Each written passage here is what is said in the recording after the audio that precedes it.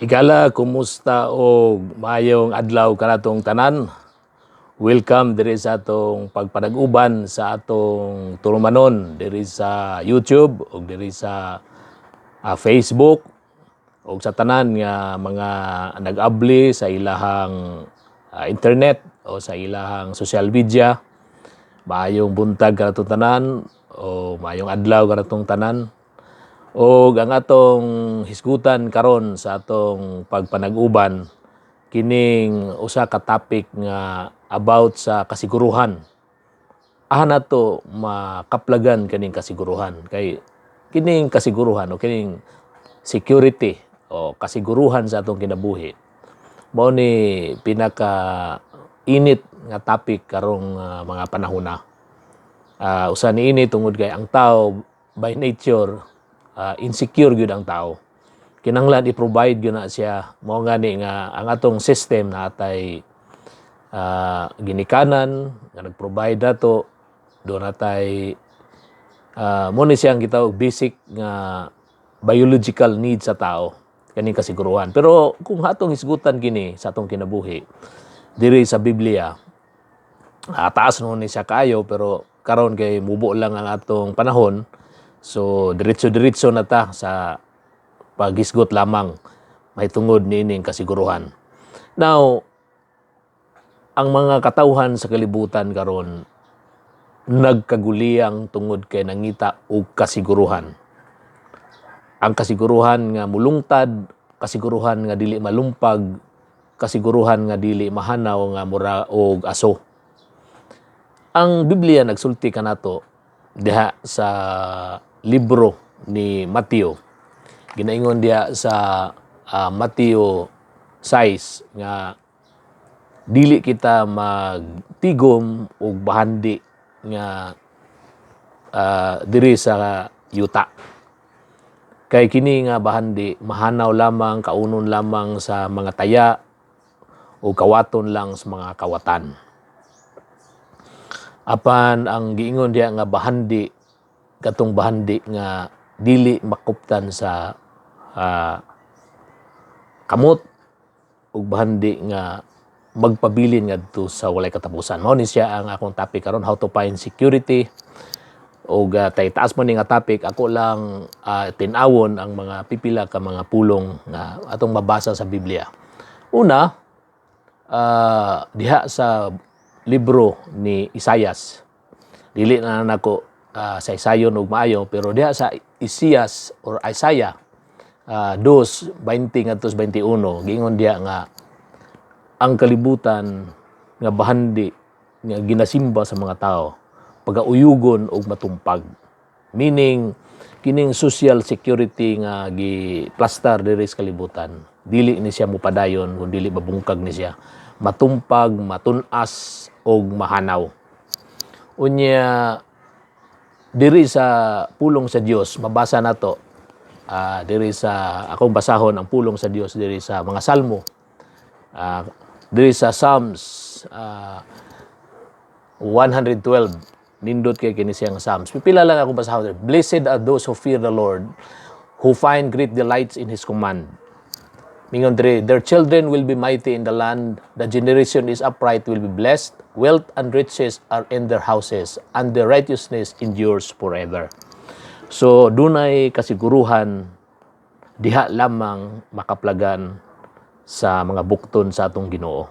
So, meaning, ang tinuod nga kasiguruhan, mao ang espirituhanon nga kasiguruhan, ginaingon man sa Biblia nga maglakaw kita diha sa pagtuo, dili sa butang nga makita. Giingon diha sa pulong, nga ang mga butang nga makita magpabilin ug nga lumalabay lamang. The things that cannot be seen are eternal, but the things that are seen are temporal. So mahanaw kining tanan, matun-as kining tanan. Og diri ta sa pinakapunto sa pulong nga ginaingon diha sa kay ang tinuod gyud nga kahulugan sa kasiguruhan mao ang paghimo sa kabubuton sa Dios. Tungod kay ang Dios prepare ka nato sa usa ka unique nga buluhaton ug gihimo kita niya as a masterpiece of God patag usa ka nato alang sa usa ka katuyuan. Matod pa sa pulong sa Dios, mingon siya, love not the world nor the things of this world, because the things of this world will perish, will pass away. So makita na to na maigsoon diya sa 1 John 2:15 to 17, mingon diya, the world is passing away, but he who does the will of God will lives forever. Meaning, ang magpadayon mulungtad lang kadto lamang naghimo sa kabubuton sa Dios. Kay ang kalibutan ug tanan niyang bahandi mahanaw, matunas. Kining atong kinabuhi mura ni siya og bagyo nga kusog kay siya musod. Naay mga hangin, tumbang mga lubi, pero mulabay ra gyapon. Kinsa man tong mga dagko nga mga great men nga sama sila sa bagyo. Ang uban mura lag talithi, ang uban mura lag hangin. Dili man parehatan ng tao, na mga dagko, na mga ginagmay, pero kining tanan, part ni siya, nga mutungha apan mahanaw. Pero matod pa sa pulong sa Dios, but he who does the will of God will endure forever. So ang katinuod nga kasiguruhan mo ang pagsunod sa kabubuton sa Dios. Kay matod pa ni Kristo, nga ang akong pagkaon, ang akong tinapay mao ang paghimo sa kabubuton sa akong amahan. So, samtang ang Dios nagapamuhat sa matag usa ka nato, napasay tuyo sa atong kinabuhi. Dili pa ta mamatay hangtod nga mahimo nato ang iyahang tahas niining kalibutan nga lumalabay ra man kita o sama lamang sa pulak kuno atong kinabuhi. Bubusuhak unya matunas o malaya. Sa ato paigsoon, kining atong pagkinabuhi karon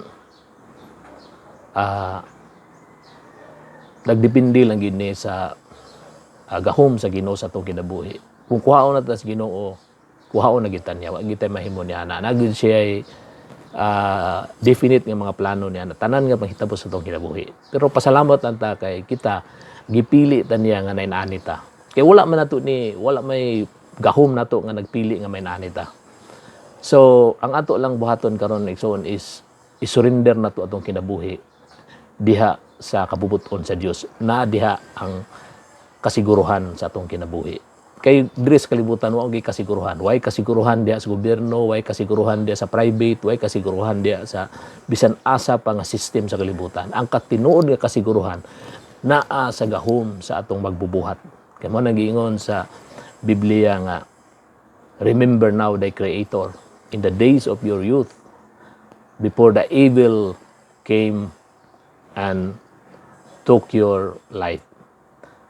So, kining tanan nga paghitabo sa atong kinabuhi, kung naatas sa kabubuton sa Ginoo, well protected ta. Nagingon sa Biblia nga the Lord is my rock and my salvation, to whom shall I be afraid? So, diri sa itong palibot maigsoon na ang tanang klase sa mga kahadlok, mga kabalaka, mga tanan, mga insecurities. Pero, ang tinuod ni kasiguruhan, diha lamang sa kamot sa itong magbubuhat. Nga niya karon sa atong presensya, nagatawag ka nato, nagahunghong ka nato. Kay karon mao naman ang adlaw sa pagpanudya. Ang Dios gusto nga mamuhat pinagi sa atong kinabuhi. Kay matag usa ka nato, unique kita nga gihimo niya. Matag usa ka nato, talagsahon nga giumol niya. Unique kita, dili kita maka-compare sa ang atong kagalingon sa uban. Lahi gyud ta, natay katuyuan sa Ginoo sa atong kinabuhi. Mo na nga ang imong kinabuhi ayaw i-compare sa lain. Tungod kay ikaw sahi ka nga gihimo sa Dios, pero karon gitawag kita sa Ginoo maigsoon aron sa paghimo siya ang kabubuton ug sa pasabwag sa iyang mensahe ngadto na ining madanlog nga kalibutan. So magampo ta maigsoon aron nga lamdagan ta sa Ginoo ug giyahan ta niya taliwala niining mga kalisdanan ug mga kahadlok nga mao'y nagapos sa atong kalibutan karon. Magampo ta. Lord, daghang salamat sa imong kayo sa imong kinabuhi. Salamat kay ikaw nagtawag ka namo alang sa imong kabubuton nga ang imong pulong naging Lord nga diri sa kalibutan lumalabay lamang apan kadtong nagahimo sa imong kabubuton magpuyo nga walay katapusan. Og salamat Lord, eternal Ginoo ang imong